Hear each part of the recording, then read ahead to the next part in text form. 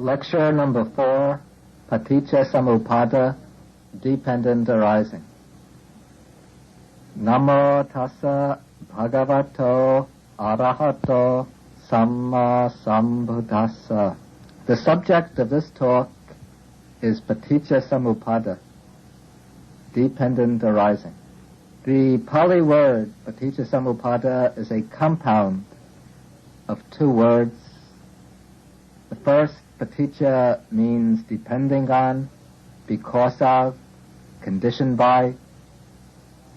The other word, Samuppada, means arising, but not a simple arising. The prefix sam suggests the idea of complexity, of the interconnectedness or interrelatedness characterizing the process of arising. So for this reason, a really satisfactory translation of the term would be perhaps be dependent co-arising. But we follow the more usual translation and render it dependent arising. Other translators sometimes use dependent origination, condition co-production, condition genesis, and so on. The doctrine of dependent arising is, so to speak, the dynamic counterpart of the doctrine of anatta, of selflessness. And the great importance of this teaching can be seen from several suttas spoken by the Buddha. In one sutta, the Buddha says that one who sees dependent arising sees the Dhamma, and one who sees the Dhamma sees dependent arising.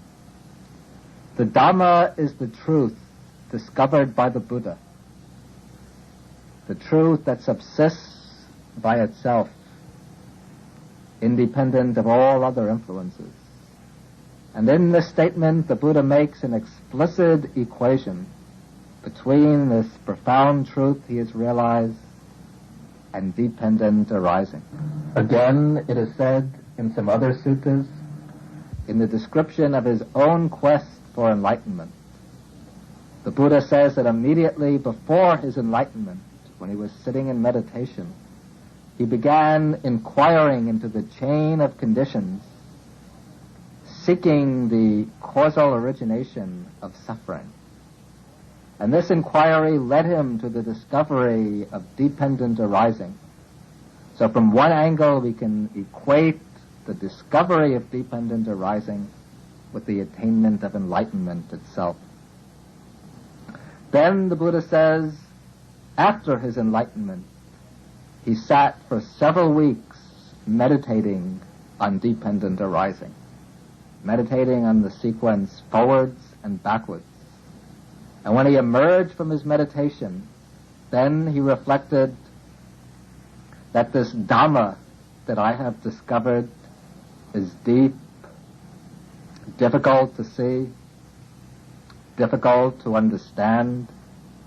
It's sublime, peaceful, beyond the range of reasoning, abstruse, to be realized inwardly by the wise. Then the Buddha thinks that it will be very difficult to teach this doctrine, because it will be hard for people to see and to understand the truth that is dependent arising. Another time, this is given in the Mahanidana Sutta of the Digha Nikaya, the 15th Sutta of the Digha Nikaya. The Buddha's attendant, the Venerable Ananda, comes to the Buddha and he says, Bhante, sir, even though this doctrine of dependent arising is said to be very deep, to myself it seems very clear and very obvious. And its appearance also, it also appears very, very clear and obvious.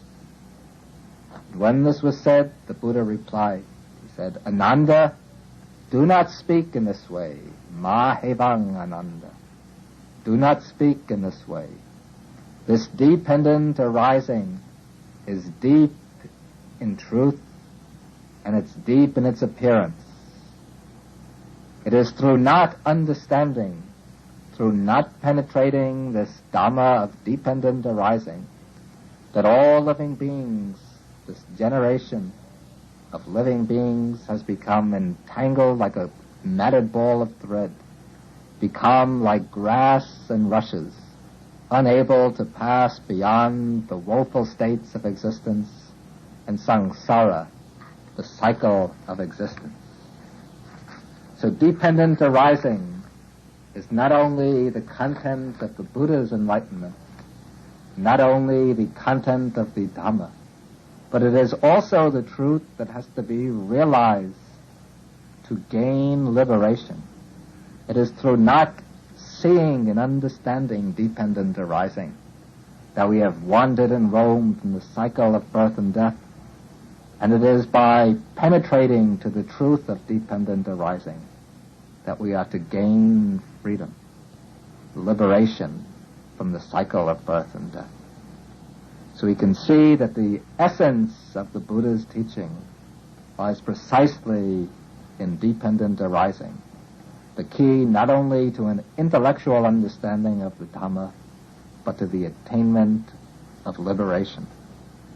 Now, the teaching of dependent arising has two aspects. One aspect is an abstract principle, what we can call a structural principle. The second aspect is the application of that principle to the problem, which is the main concern of the Buddha's teaching, the problem of suffering. In its abstract form, as the structural principle, dependent arising is the most fundamental law underlying every process and event that can occur.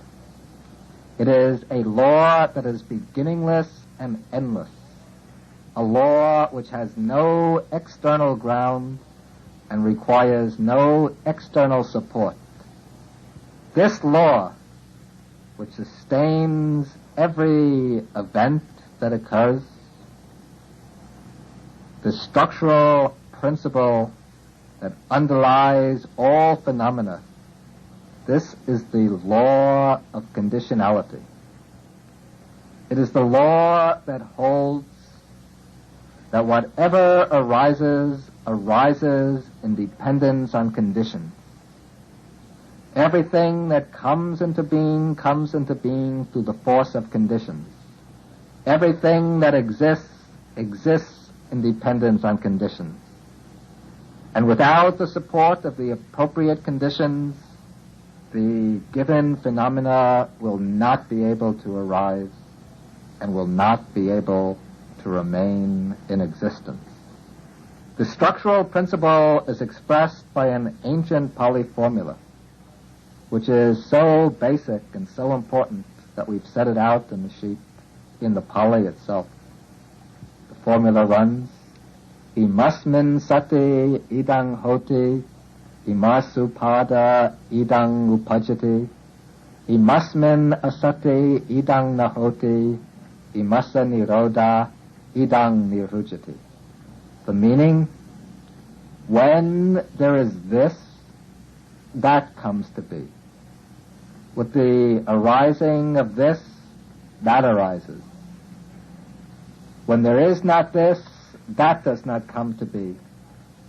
With the ceasing of this, that ceases.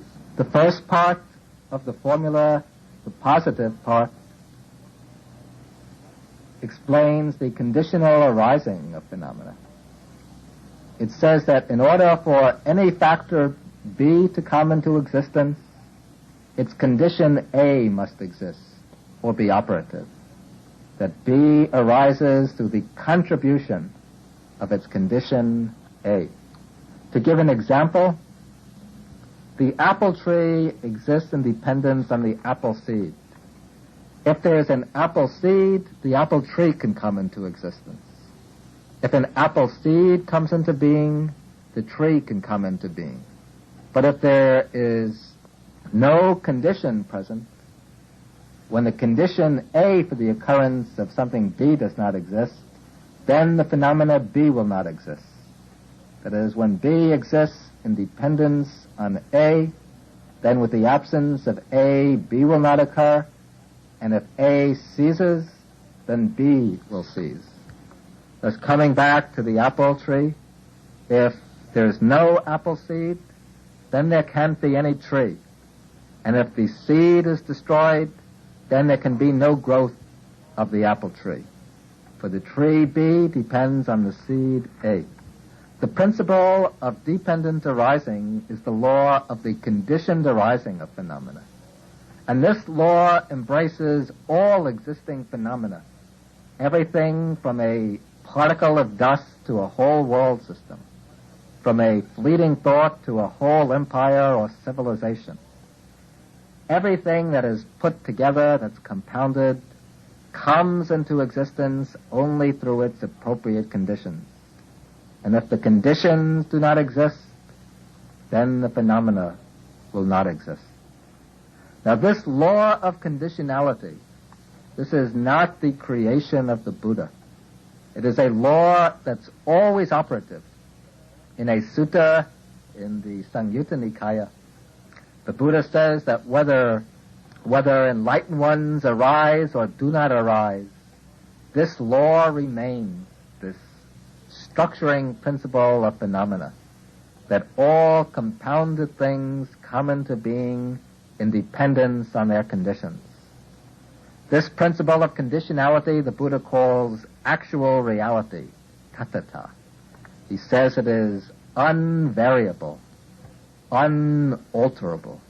It's the fundamental principle that underlies the occurrence of every event. The principle of conditionality expressed as dependent arising. This differs significantly from the Western idea of cause and effect. Sometimes the two are equated, or sometimes the term Paticca Samuppada is translated as causality.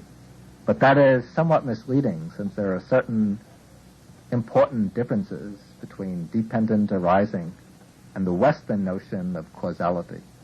First of all, we should mention that the Buddhist conception of dependent arising does not recognize a single cause. Phenomena do not arise only from one cause, but from many conditions. The Western conception of causality works with the idea of a succession of events. One is a cause, the other is an effect. The effect in turn becomes a cause, giving rise to still another effect. And the whole series moves forward in one direction, one event after another. The two, cause and effect, are depicted as succeeding one another in a straight line. But the Buddhist model of conditionality works with the notion of a complex, interrelated network of conditions. Events linked together, somewhat like the ripples of water on a pond, or like the fibers of a spider's web. They are links in a network rather than points along a straight line. And in the Buddhist idea of conditionality, no phenomena arises from a single cause. For any phenomena to arise, it must arise from many conditions, from many causal factors working together in a functional integration. And then any phenomena which comes into being through these many conditions itself conditions the arising of many other phenomena, so that each causal factor has not only one effect, but many effects. For example, the apple tree doesn't arise only from the seed.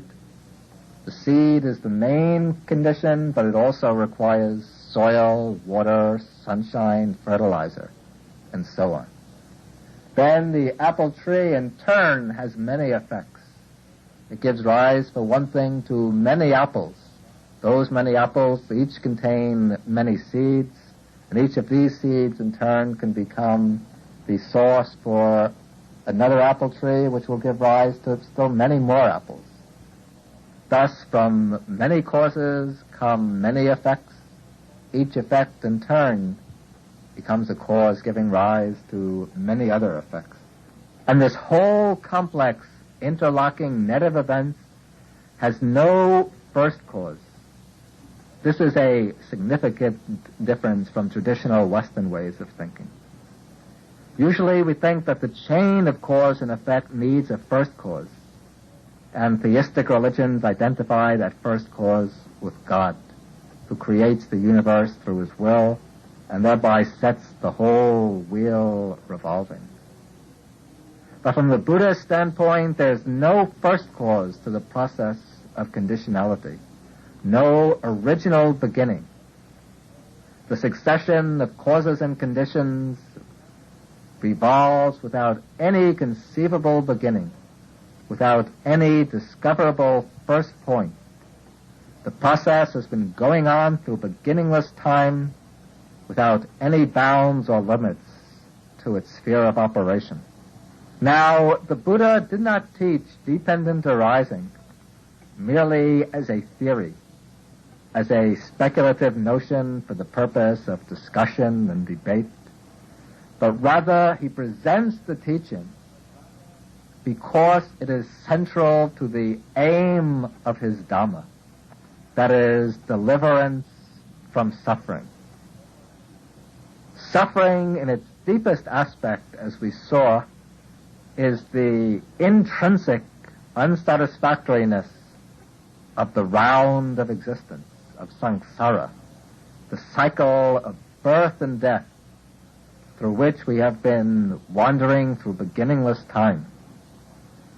The aim and goal of the teaching, that is the cessation of suffering, liberation from dukkha. And that comes by bringing an end to samsara, to the wheel of becoming. Now the Buddha says that a first point to samsara cannot be discovered. No matter how far back we might go in time, we always find the possibility of going back further. Thus a first point to the cycle of existence cannot be discovered. However, even though samsara doesn't have a beginning in time, it does have a distinct genetic structure, a causal structure. It is sustained and kept in motion by a precise set of conditions. These conditions the Buddha sets out in a sequence of 12 factors. And these make up the practical side of his teaching on dependent arising. The 12 factors are given on the sheet. They are ignorance, volitional formations, consciousness, mentality, materiality, the 6 sense faculties, contact, feeling, craving, clinging, existence, birth, and aging and death. Aging and death, though two, are grouped together as one. These 12 factors, these are the spokes of the wheel of existence. And these factors are all to be found within ourselves, in our own minds, in our own experience. It is through these factors that we revolve over and over in samsara. We continue to roam in the round of becoming, meeting with the different forms of suffering, with sorrow, lamentation, pain, grief, and despair. And because of our ignorance of these factors, because of our ignorance of dependent arising, we continue to be held in bondage. And by discovering this truth, the truth of dependent arising, it becomes possible to remove the fundamental links and thereby to reach true and lasting freedom. to bring the whole process of repeated becoming, of birth and death, to a standstill. Now, the 12 factors of dependent arising are set forth by the Buddha in a series of statements. These statements have as their basic formula, in the order of arising, with A as condition, B arises. Then the Buddha fills this in with each of these factors so that we have, with ignorance as condition, the volitional formations arise. Or dependent on ignorance, the volitional formations arise. Dependent on the volitional formations, consciousness arises. Dependent on consciousness, mentality, materiality arises.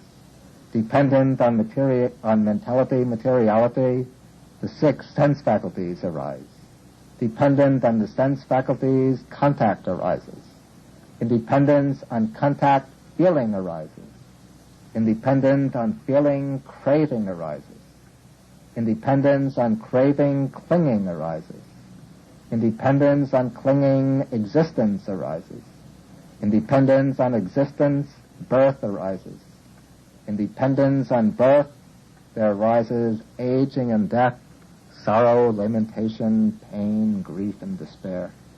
Such, the Buddha says, such is the arising of this whole mass of suffering. Now, to clarify the working of the 12 factors, the factors are usually distributed over 3 successive lives that can be applied to any series of 3 lives in sequence. Now, if we take the main portion from consciousness, number 3, through existence, number 10, if we take this portion as applying to the present life, then the first 2 links, first 2 factors, will pertain to the past life, to the immediately preceding existence. Then the middle factors from consciousness to existence belong to the present life, and the last 2 factors, birth and aging and death, those will represent the coming life, the future existence. When we say this, though, it has to be pointed out as a precaution that the division of the 12 factors into 3 lifetimes is made as an expository device for giving a clear explanation of the working of the factors. We shouldn't grasp upon this and take it too literally as meaning that ignorance and the volitional formations occurred only in the past and do not occur now, or that birth and aging and death are events that will take place only in the future existence and won't occur in the present existence. Of course, aging and death have to occur in this existence too. As we will see as we go along, there is an interconnection or interlocking of these factors.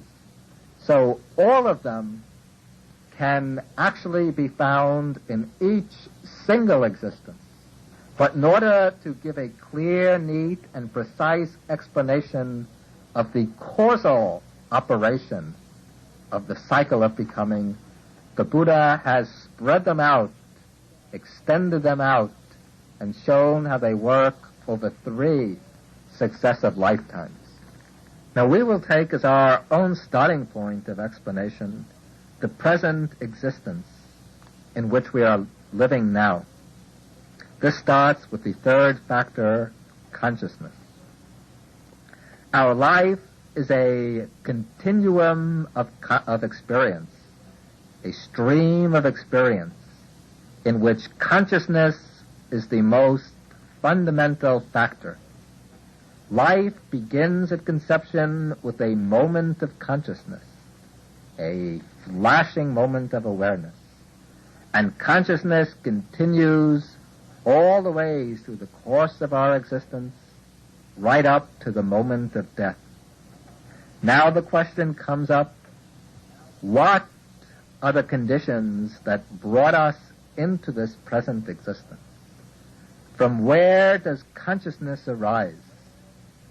Where have we come from? How have we come into being? And how have we gotten to be the persons that we are? Have we come into being just by chance as a result of material processes, combinations of molecules? Have we come into birth through the will of some creator God? Are we emanations from some divine source? Where have we come from? How have we come into being? This is made clear through the teaching of dependent arising. The Buddha explains that our present life is the result of our past life. We have come into being in this present existence on account of our own ignorance and volitions in the past.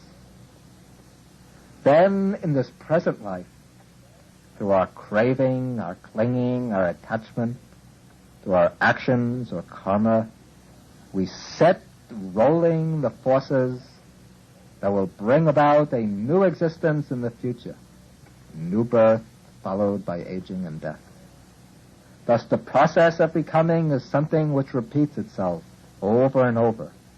It is driven by our ignorance and our craving, shaped by our thoughts, our decisions, our desires and actions.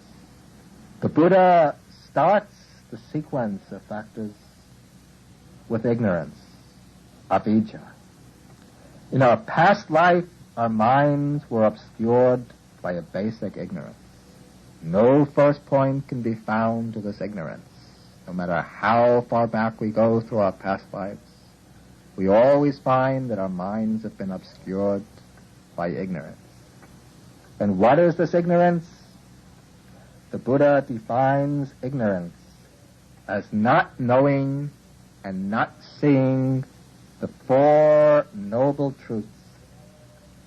The truths of suffering, its origin, its cessation, and the way to its cessation.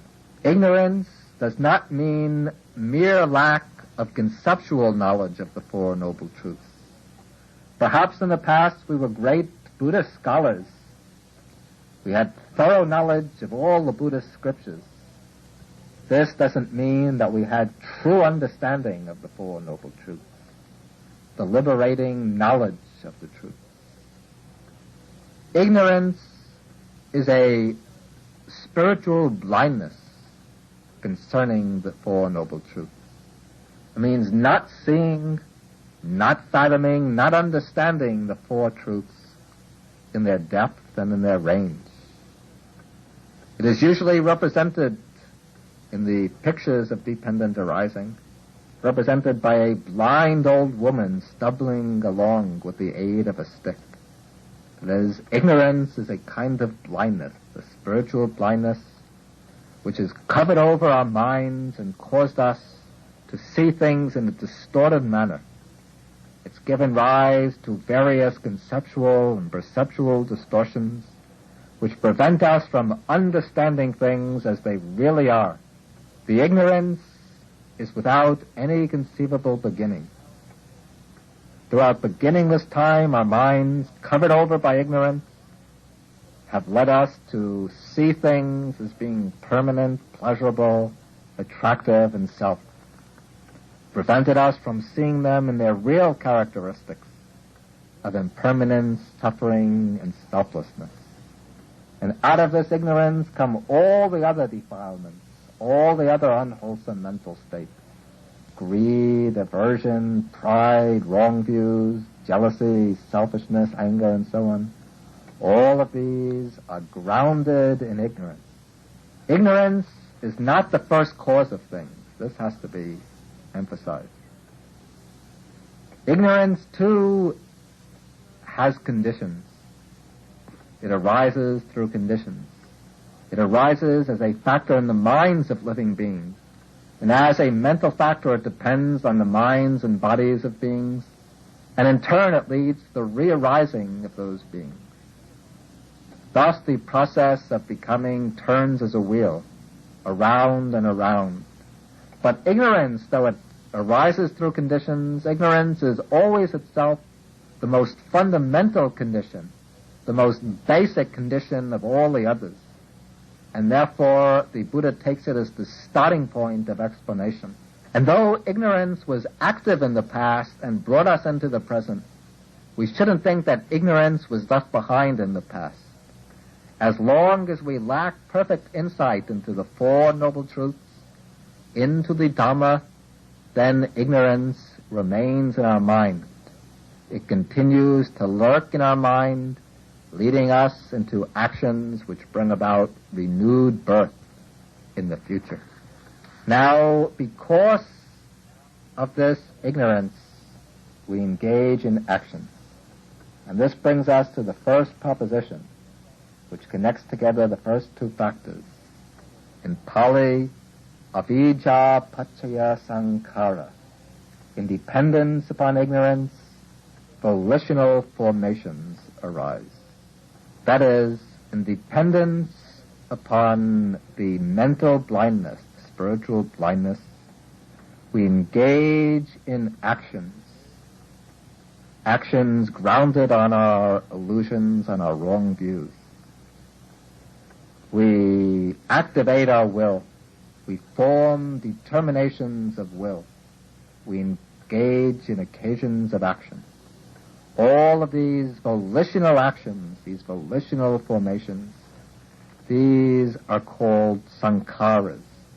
The word sankhara means forming, constructing, creating, putting together.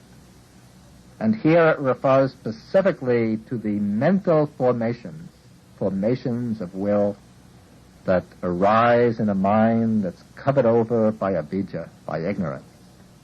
The factor of sankharas, this is equivalent to karma. The word karma means volitional actions, acts of will which might be expressed outwardly through the body, as when we perform bodily actions, which might be expressed verbally as speech, that is, verbal karma, or actions which might remain in the mind when we make decisions, form plans, arouse desires, think different thoughts, and so on. All of these activities of volition, whether they're expressed outwardly through body or speech, or whether they remain inwardly in the mind, these are the volitional formations, the sankharas. Now, when the mind of a person is encompassed by ignorance, and when he performs some volitional action, then that action gives rise to formations, and it gets deposited in the mind as a kind of seed with a potency, a power of germinating in the future and of producing results. They might germinate in the future, in this present life, or they might germinate in the next life, or they might germinate in some future existence after that, even after many aeons. But whenever there's a volitional action that arises in a mind encompassed by ignorance, then that action leaves an imprint on the mind, a formation, with the capacity to mature, to fructify in the future. Now, in the present context of dependent arising, the most important aspect of the volitional formations is their power to cross over the gap created by death and to generate a new existence in the future. That is, the volitional formations underlaid by ignorance have a power to bring about rebirth. These volitional formations that produce rebirth, these can be of two kinds. They can be wholesome volitions or unwholesome volitions, kusala or akusala. The wholesome volitions are morally pure or good volitions. The unwholesome volitions are the morally blameworthy, bad or harmful volitions. Each kind of volition brings about a different type of rebirth. The wholesome volitions bring a good rebirth, the unwholesome ones bring a bad rebirth. But both types of volitions, the wholesome and the unwholesome ones, are both conditioned by ignorance. They both arise out of ignorance, and both sustain the wheel of becoming. They both keep the wheel of existence in motion. Now we come to the next link in the series. Sankhara Paccaya Vijnanam, that is, with the volitional formations as condition, consciousness arises. Now when the volitional formations are accumulated in the mind, and ignorance is still present, then when death occurs, a new moment of consciousness will be generated right after death, the first moment of consciousness of the new life.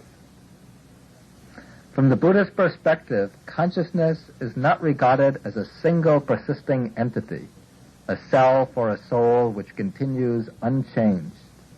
Consciousness is seen rather as a series of acts of consciousness, each one arising and breaking up like the waves of the ocean.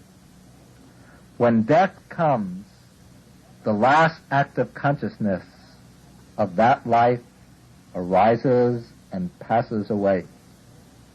But through the force of ignorance and the force of the volitional formation, the final process of consciousness generates out of itself a new act of consciousness which springs up in the mother's womb, links up with the fertilized ovum, and starts the new existence.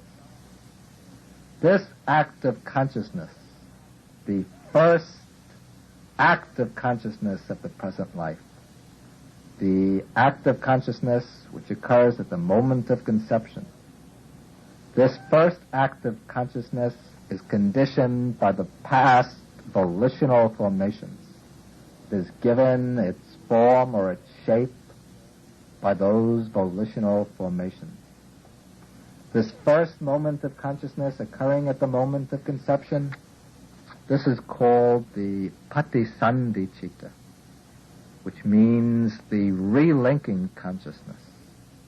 It is called the relinking consciousness because it links together the old existence with the new one, the past life with the present life, the new being, new person, with his entire past. That is, this rebirth consciousness functions as the vehicle for the transmission of all the past experience, all the past karma. And the reason why this rebirth consciousness springs up is because of the wholesome and the unwholesome volitions that were performed and stored up in the past life. If the karma or volition that determines rebirth is a wholesome one, then there will follow a favorable state of rebirth with a superior type of relinking consciousness. If the rebirth determining volition is an unwholesome one, then there will take place a lower type of rebirth with an inferior type of relinking consciousness.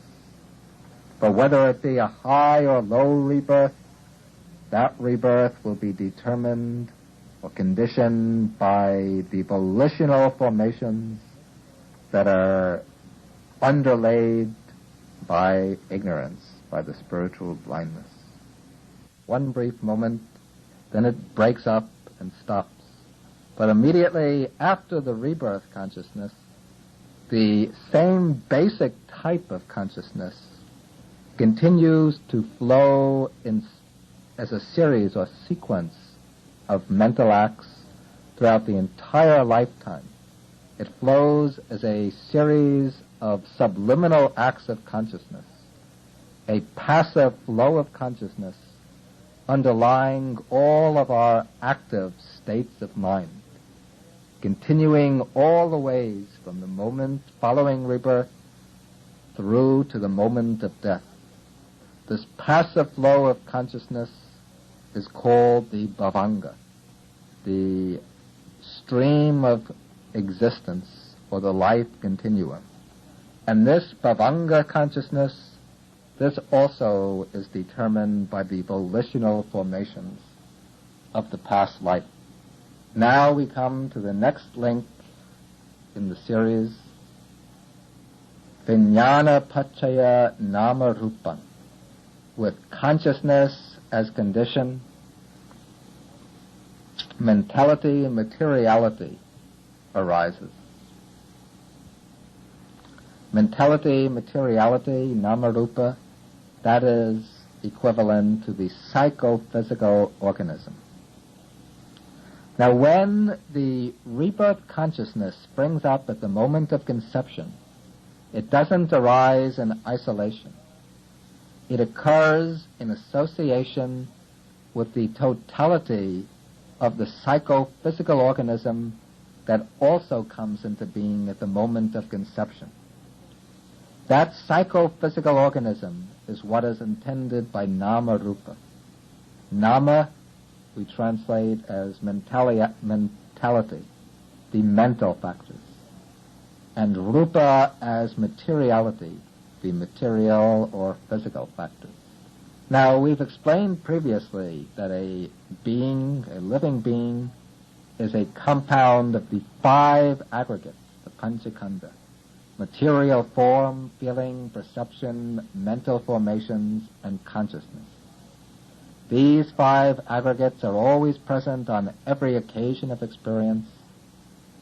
In fact, these 5 aggregates constitute the experience itself. Now, among the 5 aggregates, at the moment of conception, the rebirth consciousness is present as the aggregate of consciousness. And when that rebirth consciousness springs up, it is associated with the other 4 aggregates. The material form aggregate is represented by materiality, Rupa, the body of the newborn organism, in the case of a human rebirth, by the single fertilized egg. There's just this one fertilized cell, and now that cell is functioning as the physical basis of a living organism. Then, on the mental side, associated with the rebirth consciousness, the other 3 aggregates are found: feeling, perception, and the mental formations. These make up Nama, mentality. So at the very moment of rebirth, there will be present, even in that one-celled fertilized egg, there will be present a distinct feeling, a perception, and several mental formations. And this complex of the 5 aggregates of consciousness and Namarupa, consciousness and the rest of the psychophysical organism, this continues as an organized totality all the way through till death, inseparable, all the factors dependent on one another. Thus, at the moment of conception, there comes into being a living being, complete with all 5 aggregates. Then we come to the next link, Namarupa Paccaya Salayatana. That is, with mentality, materiality as condition, the 6 sense faculties arise. Now, as the psychophysical organism grows and evolves, as it matures, there come into being the sense faculties. The sense faculties are 6 in number. There's the 5 physical sense organs: the eye, ear, nose, tongue, and body. Then there's the mind faculty. That is consciousness, considered as the organ of thought, of ideas, of conceptualization. In order to cognize images, ideas, concepts, as well as the other sense data, the mind functions as a faculty of cognition. So we have these 6 sense faculties which come into being conditioned by nama-rupa, by the psychophysical organism. At the moment of conception itself, there's present the body faculty, the body as a sense faculty. And the mind base, the mind faculty is also present, functioning as the rebirth consciousness. Then, as the organism evolves in the embryonic period, the other four sense faculties begin to take shape. As the cell multiplies and divides and takes on more specialized functions, then the eye, ear, nose, and tongue emerge. And as they emerge, they make possible sense experience through those faculties. The body itself also becomes more complex and differentiated in this period. And then, coming to the next sequence, the next link, salai attana pachaya paso. That is, conditioned by the six sense faculties, contact arises. Now, to explain contact, we first have to say a few more words about the six sense faculties. The sense faculties serve as the means for gathering information about the world, information which enables us to survive, to function, to fulfill our purposes. Each faculty can receive the type of sense datum appropriate to itself. The eye receives forms, the ear sounds, the nose smells, the tongue tastes, the body tangibles. The mind can deal with the objects of the other senses and also with its own kind of objects, ideas, concepts, abstract notions, and so on. Now, conditioned by these six sense faculties, contact arises. And what is meant by this contact?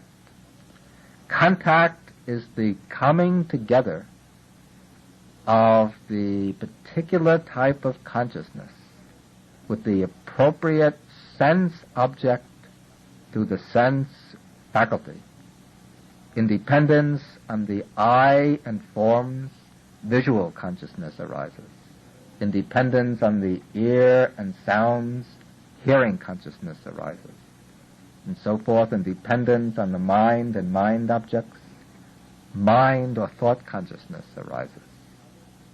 The coming together of consciousness with the sense object through the sense faculty, that is contact. Contact is the conjunction or union of consciousness, object, and organ. Through the eye, consciousness contacts forms. Through the ear, it contacts sounds. Through the nose, it contacts smells. Through the tongue, it contacts tastes. Through the body, tangibles. Through the mind faculty, it contacts ideas. Thus, there are these six kinds of contact corresponding to the six sense faculties. Then, pasapachaya vedana, in dependence on contact, feeling arises. Feeling arises conditioned by contact. Now, feeling, vedana, that is the affective tone by which the mind experiences the object. And there can be six kinds of feeling as determined by the organ through which the feeling arises. There's feeling born of eye contact, feeling born of ear contact, feeling born of nose contact, feeling born of tongue contact, feeling born of body contact, feeling born of mind contact. And by way of its affective quality, the feeling can be of three kinds. There's pleasant feeling, agreeable feeling. Then there's painful feeling or disagreeable feeling. Then there's indifferent feeling or neutral feeling. And why do these feelings arise? They arise because we have this psychophysical organism with its six sense faculties through which our minds contact the six kinds of sense objects. And some feeling is present on every occasion of experience. Whenever we see a sight, hear a sound, etc., some feeling is present, coloring our experience of the object. Sometimes the feeling might be faint and indistinct, but it is present all the same at every moment. And it's through those feelings especially that our past karmas work themselves out, that they bring their fruits. Now, with feeling as condition, we come here now to the next link, Vedana Paccaya Tanha. With feeling as condition, craving arises. And with this link, we take a major step forward in the movement of the wheel of existence. For all the factors that we've mentioned, from consciousness through feeling, consciousness, nama-rupa, the six sense faculties, contact and feeling, these represent the results of past karma, the maturation of our past volitional formations, which we performed or accumulated in the past life, and which are now germinating in the present and producing their fruits. As a result of our past ignorance and volitions, we've taken birth, acquired this body with its sense organs, and experienced the different kinds of feeling. All this comes about as a result of causes sown in the past. But now, with the arising of craving, we make a move from the resultant sequence of the past, having its effects in the present, to the causes operating in the present, generating a new existence in the future. In dependence on feeling, there arises craving. When our minds are covered over by ignorance and we experience pleasurable feelings, we become attached to those feelings. We enjoy them, relish them, and we crave for a continuation of this experience, or for a repetition of it, a renewal of it. Thus craving arises, desiring or holding on to pleasure into the future. When we experience painful feelings, this pain awakens an aversion, a desire to eradicate the source of pain, to run away from it and smother it by indulging in more pleasurable sensations. And so, with the mind covered over by ignorance, the deluded person gets caught in the pattern of running away from pain and running in pursuit of pleasure. The pattern spelled out by craving. But this pattern, by which feeling leads into craving, this does not occur as a matter of strict necessity. This is a very, very important point that we come to. Between feeling and craving, there is a space which can become the battlefield where the round of existence, samsara, can be brought to an end. It is here, in this space, between feeling and craving, that the battle will be fought, which will determine whether bondage will continue indefinitely into the future, or whether it will be replaced by enlightenment and liberation. For if instead of yielding to craving, to the driving thirst for pleasure, if a person contemplates with mindfulness and awareness the nature of feelings, and understands these feelings as they are, then he can prevent craving from crystallizing and solidifying. He can prevent craving from arising and from sustaining renewed existence in the future. By employing wisdom, we can stop the process of becoming right at that point where feeling arises, preventing it from issuing in further craving and in renewed existence. So the link between feeling and craving, that is the vital meeting ground of the present sequence rooted in the past and the present causal sequence leading into the future. And it's here that the work of achieving liberation has to take place. This is the battleground where the defilements, the enemy, will be met by the army of the Enlightenment practice. But now we're dealing with the forward movement of the round, and so we continue. Craving has arisen. Now as the next step we have tanha paccaya upadana. That is, in dependence upon craving, clinging arises. What is this clinging? Clinging, upadana, is an intensification of craving. And the texts distinguish 4 types of clinging. One is clinging to sense pleasures. That is, we cling to the pleasurable feelings that arise, and we cling to the objects that give rise to these pleasures. The second type of clinging is clinging to views. We cling to our theories, to our opinions, to our conceptions, to our beliefs. We set up a scheme of categories through which we try to interpret reality to ourselves, to make things intelligible to ourselves. We hold and grasp that scheme. The third type of clinging is clinging to rules and observances. We cling to various precepts. We cling to rituals, to ascetic practices, whatever, with the notion that just following these rules blindly, performing these rituals blindly, that's going to lead us to salvation. Of course, the rules might be important, the precepts necessary, the rituals might be helpful. The mistake lies in clinging to them with wrong views, with misunderstandings.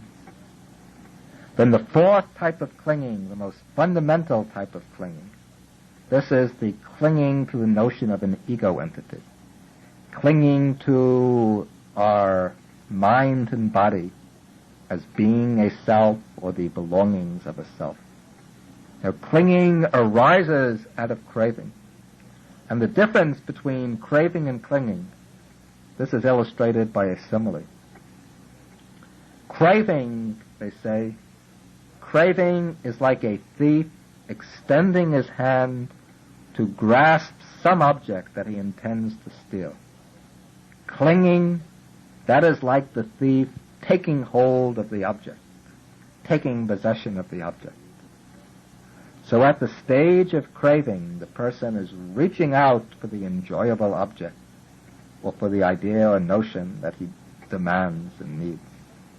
At the stage of clinging, he grasps hold of that object or that set of ideas, and he's appropriating it for himself. Then we come to the next sequence. Upadana paccaya bhava. That is, in dependence upon clinging, existence arises. Existence comes into being conditioned by clinging.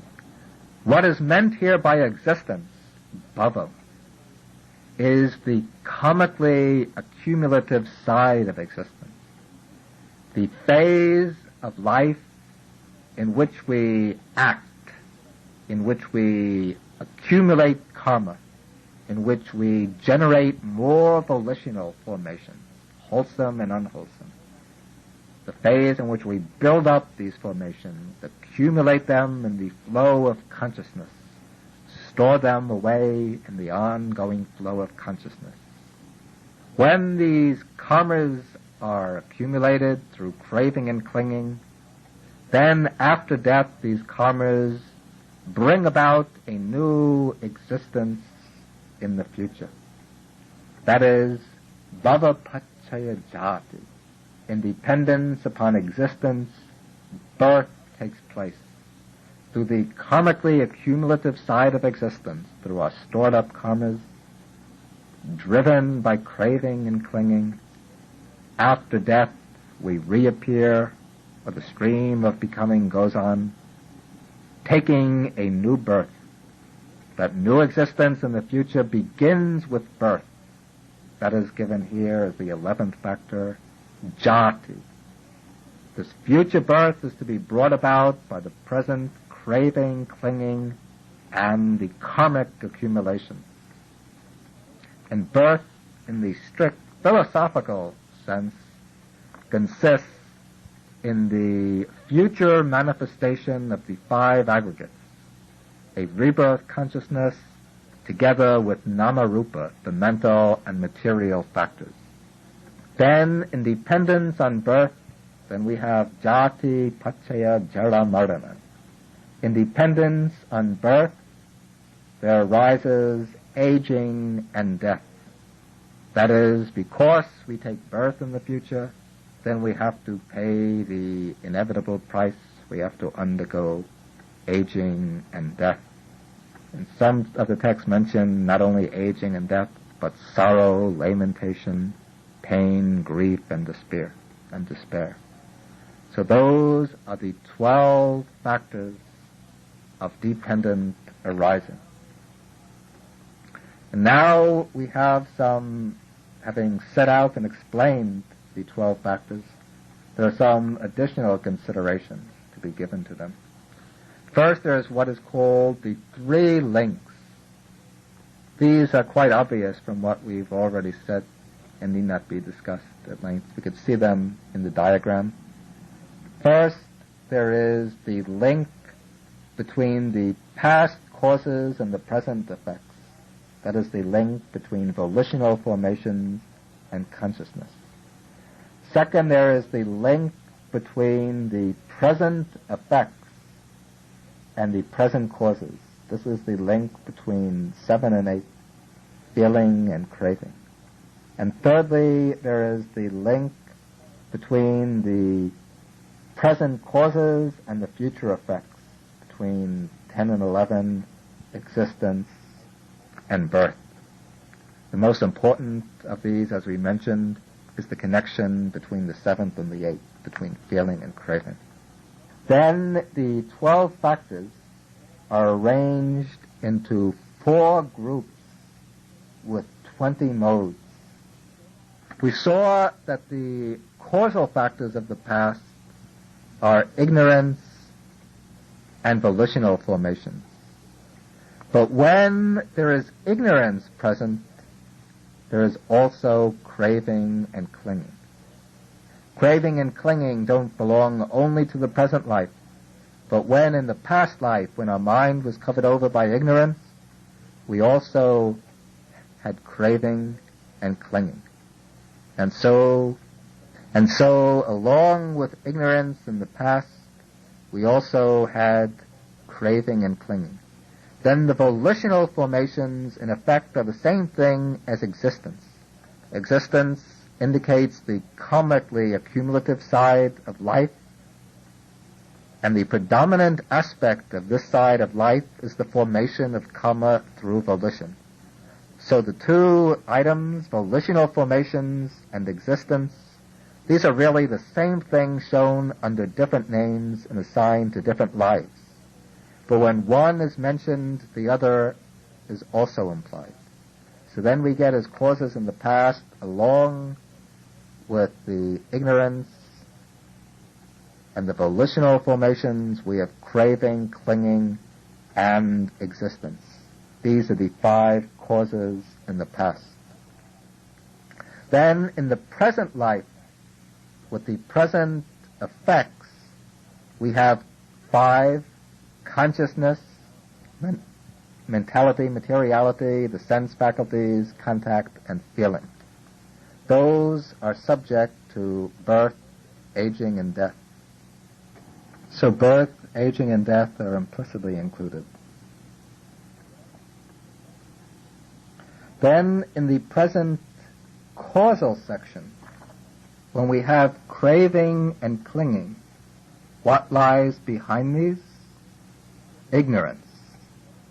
The reason we crave and cling to things is because we are ignorant about the true nature of things.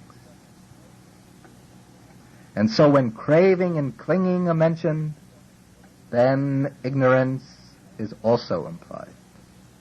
Then, as we said, existence is equivalent to the volitional formations. So thus, along with the three in the present, we have two other causes, that is, ignorance and volitional formations. Thus, we have 5 causes in the present. Then birth, aging, and death are events pertaining to consciousness, to the factors consciousness through feeling. That is, it's consciousness and the mental and material factors that are born.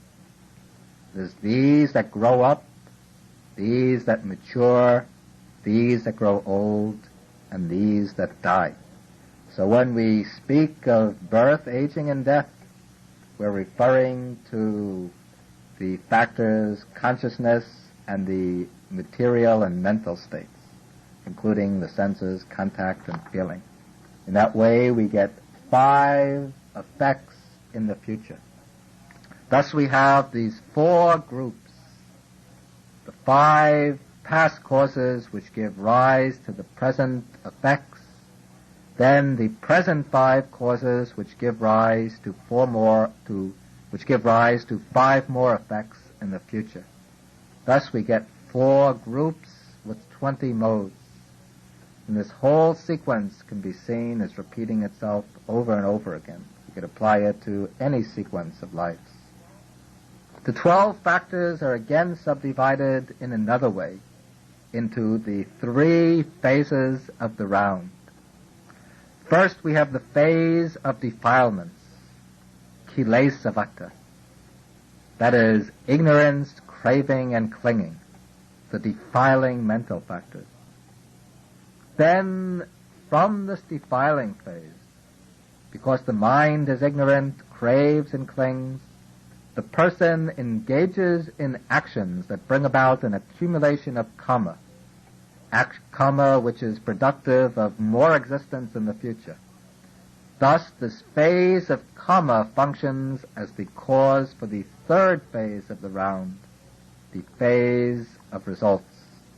The phase of Coma that includes the volitional formations in existence, numbers 2 to 10, that issues in the phase of results, which includes the other 7 factors, as shown on the sheet. All the resultant factors from consciousness through to feeling and then birth, aging, and death.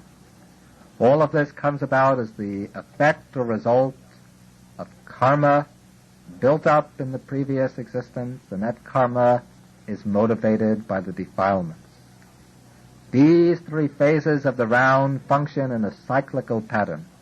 Defilements issue in karma, and karma issues in results. Defilements are the general cause for renewed existence, karma the specific cause.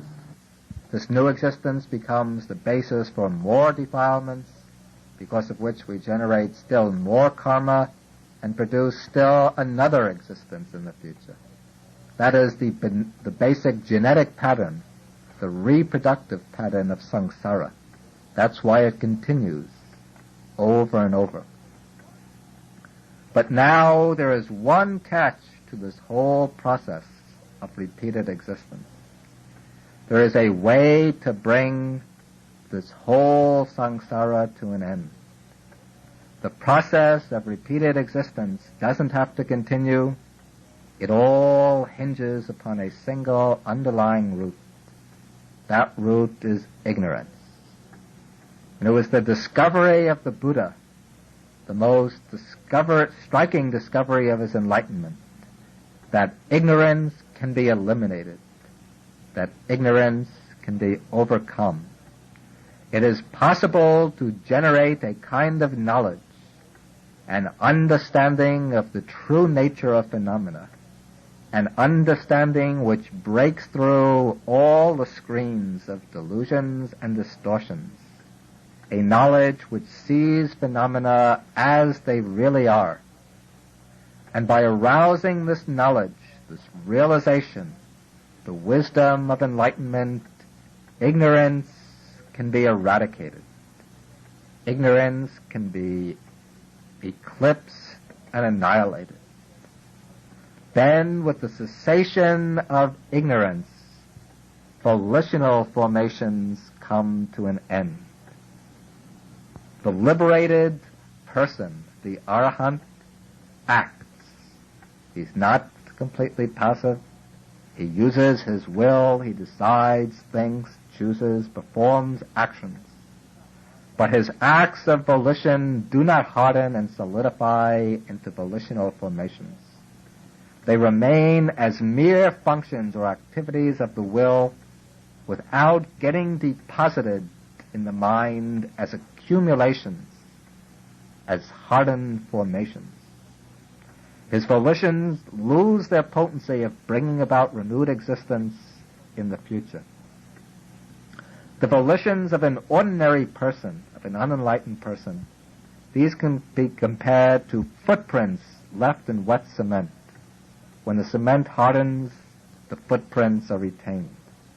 But the volitions of the liberated one, the Arahant, these are like the tracks of birds flying through the sky. No trace remains. His volitions don't harden into formations.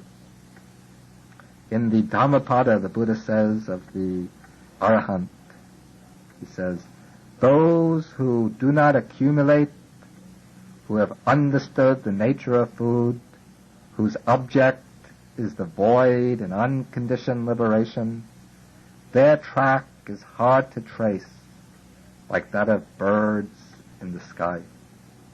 Because he has aroused the wisdom of enlightenment, the Arahant, the liberated one, has eliminated ignorance and no longer forms volitional formations. Thus, with the cessation of ignorance, the volitional formations cease. And because he's reached enlightenment, he no longer has any craving for renewed existence. And so when he reaches the end of his lifetime, there is no precipitation of a rebirth consciousness. With the cessation of the volitional formations, the process of consciousness ceases. With the cessation of consciousness, there is no new mentality materiality, no psychophysical organism coming into being in the future. With the cessation of the psychophysical organism, there's no more sense faculties, no more contact, no more feeling. Since there's no more feeling, there's no more craving, no more clinging, no more accumulations of karma, no birth. And with the ending of birth, there's no more aging and death.